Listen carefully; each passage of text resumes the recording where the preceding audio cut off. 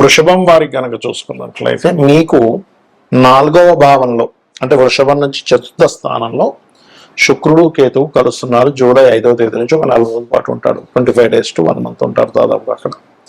మరి ఈ యొక్క గ్రహస్థితి 4వ భావంలో ఉన్నందుకు మీకు ఎటువంటి ఫలితాలు కలుగుతాయి, ఏ దేవత ఆరాధన చేసుకోవాలి, ఎటువంటి విషయాల పట్ల మీరు జాగ్రత్తగా ఉండాలి అనేటువంటి అంశాలు చెప్తుంది. నేనైనప్పటికీ చెప్పిస్తుంది సాక్షాత్ లలిత అమ్మవారిగా భావిస్తూ ఆ లలితాంబిక అమ్మవారి యొక్క అనుగ్రహం మీకు పరిపూర్ణంగా కలగాలని మనస్ఫూర్తిగా కోరుకుంటూ, ఈ 4వ భావంలో కలయిక వల్ల ముఖ్యంగా ఎవరైతే ఈ ఫ్యాషన్ రిలేటెడ్ సంబంధించిన ఎడ్యుకేషన్ సంబంధించినవి చేస్తారో వీళ్ళకి ఆటంకాలు వస్తూ ఉంటాయి. ఫ్యాషన్ రిలేటెడ్, అందానికి సంబంధించిన, ఇంటీరియర్ డిజైన్కి సంబంధించిన, ఏదైనా క్రియేటివ్ రిలేటెడ్ సంబంధించినటువంటి ఎడ్యుకేషన్లో ఉండేటువంటి వారికి ఆటంకాలు ఏర్పడుతుంటాయి. అయితే మీకు ఒక ముఖ్య విషయం చెప్తాను.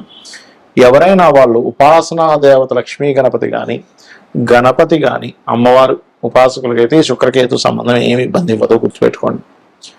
అలాగే ఈ వృషభం వారికి 4వ స్థానం అనేటువంటిది విద్యాస్థానంతో పాటు గృహము వాహన స్థానం కూడా అవుతుంది. కాబట్టి ఈ 4వ భావంలో ఉంటున్నది కాబట్టి జూలై ఎండింగ్ వరకు, ఎండింగ్ తర్వాత అంటే ఆగస్టులోనే కొనుక్కోండి ఏదైనా వాహనం కానీ గృహం కానీ కొనుక్కోవాలనుకుంటే. ఈ సమయంలో కొనుగోలు చేయడం మూలంగా ఇబ్బంది అనేటువంటిది దారితీస్తుంది, ఇబ్బంది ఇస్తుంది, గుర్తుపెట్టుకోండి. అలాగే గృహము వాహనము విద్యా సంబంధించినటువంటి విషయాలకి చూపిస్తుంది ఈ యొక్క ప్రభావం అనేటువంటిది. అలాగే మరొక విషయం ఏంటంటే అప్పులు ఇవ్వడం, అప్పులు తీసుకోవడం, ఏదైనా మీరు ప్రాపర్టీ మీద అప్పు ఇవ్వడం కానీ మీరు ప్రాపర్టీ మీద అప్పు తీసుకోవడం కానీ, దీనివల్ల స్ట్రక్కింగ్ ఉంది అక్కడ. అందుకని ఏంటి, ఈ నెలలో ఎట్టి పరిస్థితుల్లో మీ ప్రాపర్టీ మీద డబ్బులు ఇవ్వడం కానీ, ఎవరిదైనా ప్రాపర్టీ పెట్టుకొని డబ్బులు ఇవ్వడం కానీ, మీరు డబ్బు తీసుకోవడం డబ్బులు ఇవ్వడం కానీ చేయకండి. తల్లిగారి ఆరోగ్య విషయంలో జాగ్రత్తగా ఉండాలి. కొన్నిసార్లు చూడండి, మనం చెయ్యని తప్పుకి స్త్రీ మూలకంగా అపనింద పడవలసి వస్తూ ఉంటుంది. కాబట్టి ఇదేదైనా ఇటువైపు దారితీస్తుందా అనేటువంటి వాటి జోలికి ఎట్టి పరిస్థితుల్లో వెళ్ళకండి. అలాగే ఈ శుక్రకేతువులు 4వ భావం అనేటువంటిది 6వ అధిపతి ఎప్పుడైనా 4లో ఉంటే హెల్త్ విషయంలో కూడా కొంచెం జాగ్రత్తగా ఉండాలి. ముఖ్యంగా కంటికి సంబంధించిన, లేకపోతే కొంతమందికి చూడండి హార్మోనియల్ రిలేటెడ్ సంబంధించిన ఉంటాయి, థైరాయిడ్ కానీ ఇలాంటివి. ఇటువంటి విషయాల్లో కూడా కోసం మనం నెగ్లిజెన్సీ చేస్తూ ఉంటాం. అంటే తీసుకోవాల్సిన సమయంలో టాబ్లెట్ తీసుకోకుండా ఇలా ఉంటూ ఉంటాం. కాబట్టి ఈ యొక్క విషయంలో కాస్త జాగ్రత్తగా ఉండాలి. తల్లిగారి ఆరోగ్య విషయం పట్ల కూడా మీరు జాగ్రత్తగా ఉండాలి. ఈ విషయంలో కాస్త ఖచ్చితంగా జాగ్రత్త అనేటువంటి తీసుకుంటున్నారు.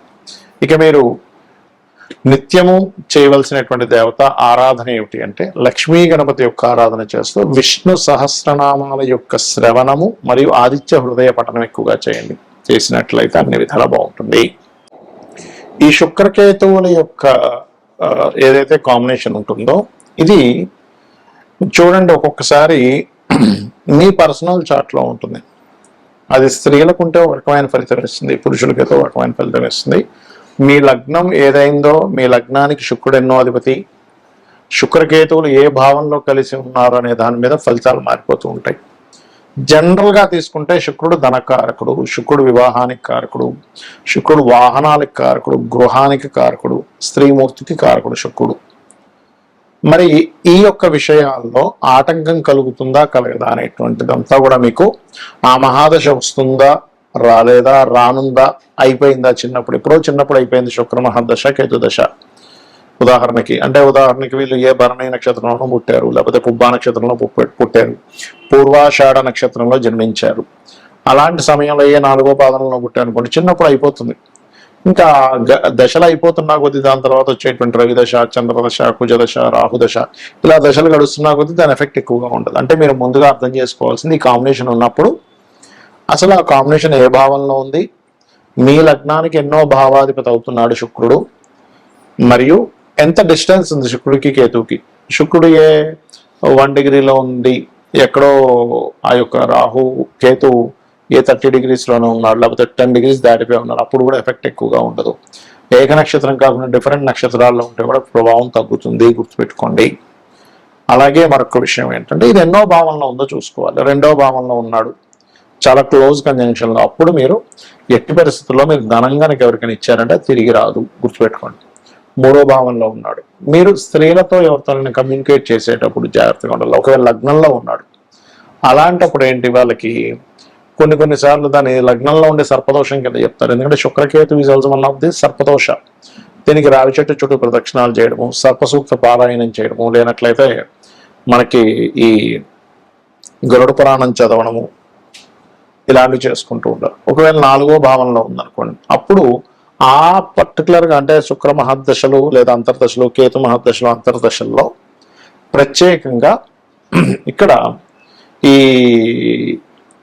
ఏదైతే ఈ 4వ భావంలో ఉన్నదో శుక్రకేతువులు వివాహం విషయంలో 7వ భావంలో ఉంటే ఎలా ఇబ్బందిస్తుందో 4వ భావం అనేటువంటిది వాహనము, గృహము అంటే గృహం తీసుకోవాలి, వాహనం తీసుకోవాలి, వేరే పేరు మీద తీసుకోకపోవడమే మంచిది. పర్టికులర్గా మహాదశలు అంతర్దశలు ఎందుకు కొంతమంది ఒక ఫలానా గృహం కొనుక్కున్న తర్వాత ఫలానా వాహనం కొనుక్కున్నాక ఎందుకు వాళ్ళకి ఫెయిల్యూర్ అవుతుంది, ఎందుకు వాళ్ళు కొనుక్కున్న తర్వాత కష్టాలు వస్తాయంటే ఇది కారణం. పంచమంలో ఉందనుకోండి శుక్రకేతువులు, అప్పుడు ఇచ్చేటువంటి రిజల్ట్స్ ఏమిటి అని చెప్పి చూసుకున్నట్లయితే పర్టికులర్గా ఈ సంతానం విషయంలో, సంతాన సంబంధించినటువంటి అంశాల్లో ఆ రకంగా ఉంటుంది చెప్పాలంటే. ఇక అదేవిధంగా 6వ భావం, ఇక్కడ 6వ భావంలో ఎప్పుడైనా శుక్రుడు కేతు ఉంటే అది వివాహం మీద ఎక్కువ ఎఫెక్ట్ చూపిస్తుంది. 7లో ఉన్న 6లో ఉన్నాయి. ఎందుకంటే సప్తమానికి వ్యయభావంలో శుక్రుడు వివాహ కారకుడు ఉండడం మరి దీనికి కారణం. అదేంటంటే 6 రోగస్థానం కదా, అంటే రోగ సంబంధించిన ఇస్తాడు. హార్మోనియల్ రిలేటెడ్ ఇష్యూస్, కడుపులో ఇబ్బంది రావడము, అదేవిధంగా స్త్రీలతో అనవసరంగా శత్రుత్వాలు రావడం. ఎందుకంటే రుణ రోగ శత్రు సంబంధం కదా, అందుకని స్త్రీలకు అప్పులు ఇవ్వడం ద్వారా ఇబ్బంది రావడం జరుగుతూ ఉంటుంది. సప్తమం అయితే వివాహము, సామాజిక విషయాలు ఇట్లాంటివన్నీ కూడా.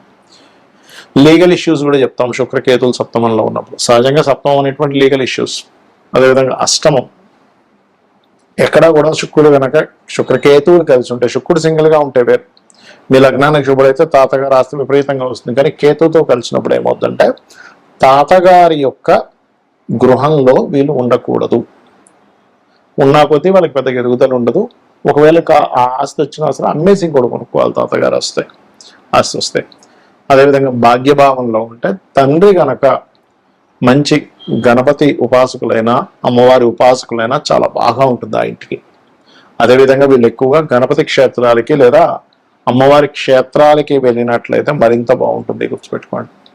అదేవిధంగా దశమ స్థానం అంటే శుక్రకేతువులు కనుక దశమంలో ఉన్నట్లయితే ఇక్కడ ఈ వృత్తి సంబంధించినటువంటి విషయంలో గమనించుకున్నట్లయితే వీళ్ళకి వృత్తి వ్యాపార సంబంధించినటువంటి అంశాల్లో ముఖ్యంగా లాభమైతే వ్యాపారము, దశమైతే వృత్తి సంబంధించినటువంటి విషయంలో ఇక్కడ ఏంటంటే చేస్తున్నటువంటి జాబ్లోనే కొంతమంది స్త్రీమూర్తి మూలంగా కొంత ఇబ్బందులు వస్తూ ఉంటాయి, అది ప్రధానంగా చూసుకోవాలి. అలాగే లాభస్థానం అనుకోండి, వ్యాపారం 12వ స్థానం అయితే తండ్రి యొక్క ఆస్తి. ఈ రకంగా అక్కడ ఉండేటువంటి పోర్ట్ఫోలియోస్ ఏమిటి, ఒక్కొక్కసారి వీళ్ళకి స్పిరిచువల్ లైన్లో ఉండేటువంటి వారికి శుక్రకేతు ఇబ్బంది ఏమి ఇవ్వదు, గుర్తుపెట్టుకోండి. ఏమీ ఉండదు స్పిరిచువల్ లైన్లో ఉండేటువంటి వారికి. అదేవిధంగా కొంతమంది సర్జన్స్ ఉంటారు, కుజుడుగా కలిసి వచ్చాడు, గైనికల్ రిలేటెడ్ ఇష్యూస్ సర్జన్స్ ఉంటారు, వాళ్ళకి ఇబ్బంది ఉండదు మళ్ళీ.